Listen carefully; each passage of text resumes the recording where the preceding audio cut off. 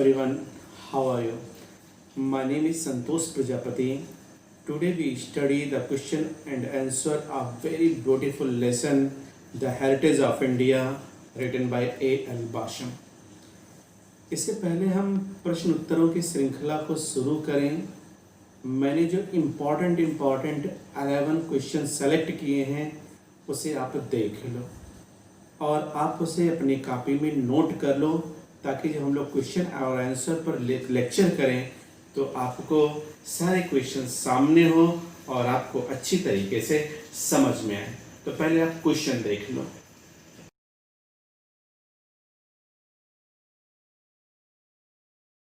तो आपने प्रश्न को देखा बच्चों। अब आओ हम लोग जो 11 क्वेश्चन दिए गए हैं एक एक क्वेश्चन पर अच्छे से डिस्कस करते हैं। फर्स्ट क्वेश्चन है बेटा, what does the heritage of India consist of, यानी भारत का विरासत कैसे बना है, ये मान लो क्वेश्चन दिया है। What does the heritage of India consist of, Bharat की विरासत कैसे बनी है, ये है। तो आप समझो कि भारत की जो विरासत है वो प्राचीन संस्कृतियों से, प्राचीन परंपराओं से, पवित्र पुस्तक है जैसे भगवद गीता है, रामायण है, उपनिषद है, इसके गौरवशाली अतीत है, अनेकता में एकता, इन समस्त चीज़ों को मिला करके बना है। और इस लेसन का ये सबसे इम्पॉर्टेंट क्वेश्चन है। क्या क्वेश्चन है? What does the heritage of India consist of, Bharat की विरासत कैसे बनी है। तो लिखोगे कैसे? पहले क्वेश्चन में से ले लो, the heritage of India consists of, वाक्य देख लो, व्हाट डज लगा है, टेंस आपने पढ़ा है, प्रेजेंट इंडेफिनिट टेंस है, तो जवाब भी प्रेजेंट इंडेफिनिट टेंस में आप दोगे। The heritage of India consists of its ancient culture and tradition. अब उसमें और चीज जोड़ो, इतना आप कर लोगे ना। फिर से देखो, the heritage of India consists of its ancient culture and tradition, its holy books such as the Bhagavad Gita, the Ramayana, the Upanishad, its glorious past and its unity in the diversity. अब समझ में कि भारत की विरासत कैसे बनी है। Now second question, what do you understand by social service as a religious duty, सामाजिक सेवा एक धार्मिक कर्तव्य के रूप में, या सामाजिक सेवा एक धार्मिक कर्तव्य है, इसे आप कैसे समझते हो। बात समझ में? यानी कह सकते हैं कि जितने उत्साह से, खुशी से और लगन से हम धार्मिक अनुष्ठान करते हैं, धार्मिक क्रियाकलाप करते हैं, उतनी ही खुशी से, उतनी ही आत्मनिष्ठा से हमें सामाजिक कर्तव्यों को भी पूर्ण करना चाहिए। यही ए.एल. बासम साहब समझाने का प्रयास करते हैं कि सामाजिक सेवा को एक धार्मिक कर्तव्य के रूप में आप क्या समझते हो। अब इसको हम लोग इंग्लिश में कैसे बनाएंगे बच्चों? पहले क्वेश्चंस में से ही ज़्यादा आप देखने का प्रयास करो। Social service as a religious duty means that we should do social service with the same faith, with the same zeal and enthusiasm as we do religious duty। ठीक है, फिर समझ लो, सामाजिक सेवा एक धार्मिक कर्तव्य के रूप में का मतलब है कि जितने खुशी से, जितने उत्साह से हम या निष्ठा से धार्मिक कर्तव्य को करते हैं, उतनी ही खुशी, उत्साह और निष्ठा से हमें समाज सेवा भी करनी चाहिए। नाउ थर्ड क्वेश्चन कह रहा है, What is unique about Indian culture? Third question, What is unique about Indian culture? भारतीय संस्कृति में के विषय में अनोखा क्या है, भारतीय संस्कृति के विषय में अद्भुत यूनिक क्या है। कई चीजें यूनिक हैं बच्चों इसमें। फर्स्ट ऑफ ऑल आंसर ये देखो जल्द, first of all it has the quality of synthesis. एक समझ में, यानी कह रहा है कि भारत की संस्कृति में अनोखा क्या है, तो सबसे अनोखी चीज है कि इसकी जो क्वालिटी ऑफ सिंथेसिस है वो है।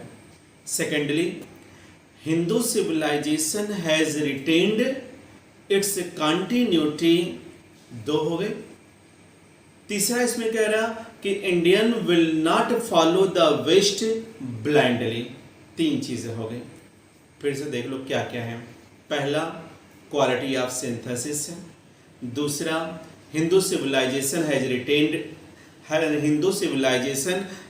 रिटेन्ड इट्स कंटिन्यूटी, और तीसरा इसमें कह रहा है कि Indian will not follow the west blindly. ये एक हो गया। आप इसको चाहो तो दूसरी तरीके से भी बना लो, कोई आवश्यक थोड़ी है। आप इसको इस तरह से भी बना सकते हो बच्चों कि Indian culture is unique in the respect that though it received, adopted and digested elements of many different culture. The cultural tradition of India continued and remained unchanged. ठीक है, यानी कहने का मतलब है कि भारत की संस्कृति में अनोखा क्या है, तो भारत की संस्कृति में संश्लेषण का गुण अनोखा है।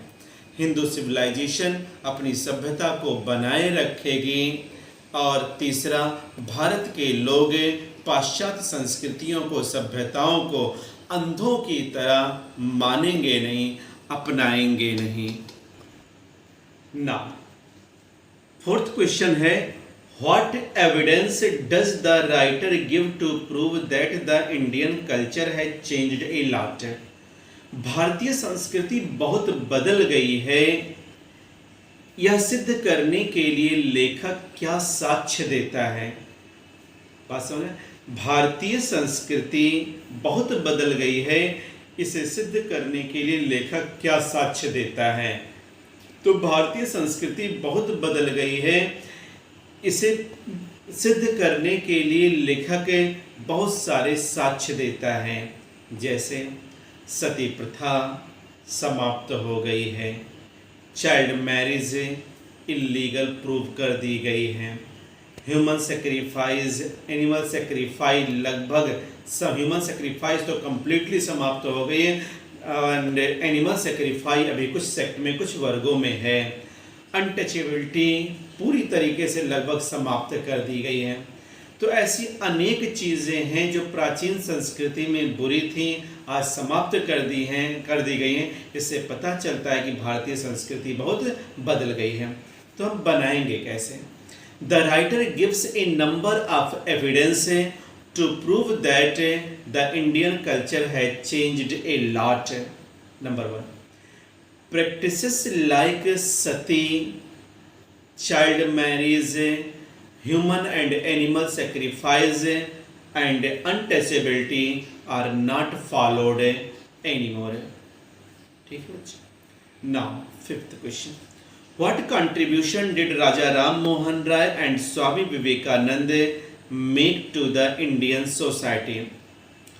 भारतीय समाज को राजा राम मोहन राय और स्वामी विवेकानंद ने क्या योगदान दिया है? आसान सा क्वेश्चन है। Raja Ram Mohan Roy and Swami Vivekananda contributed. Question देखो पास्ट में है, जवाब भी पास्ट में होना चाहिए। Raja Ram Mohan Roy and Swami Vivekananda contributed to the Indian society by advocating the theme of social reform passionately.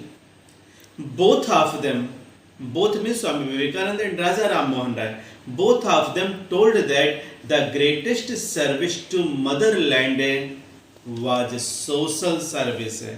ध्यान रखना, राम मोहन राय, स्वामी विवेकानंद दोनों ने सोशल सर्विस पर ही ज्यादा जोर दिया था। Now 6th question, what according to Vivekananda was the highest form of service of the great mother? Vivekananda के अनुसार महान माता की सत्सेवा का सर्वोच्चतम रूप क्या है? यानी हम अगर भारत माता की सर्वश्रेष्ठ सेवा करना चाहते हैं तो क्या करें? तो सिर्फ और सिर्फ एक काम करें, समाज सेवा करें। तो according to Swami Vivekananda the highest form of service of great mother was social service. आधा तो क्वेश्चन में से ही मिल जा रहा है बच्चों। The highest form of service of the great mother, इतना आप क्वेश्चन में से ले सकते हो। वाज सोशल सर्विस उसमें आप जोड़ सकते हो। ठीक है।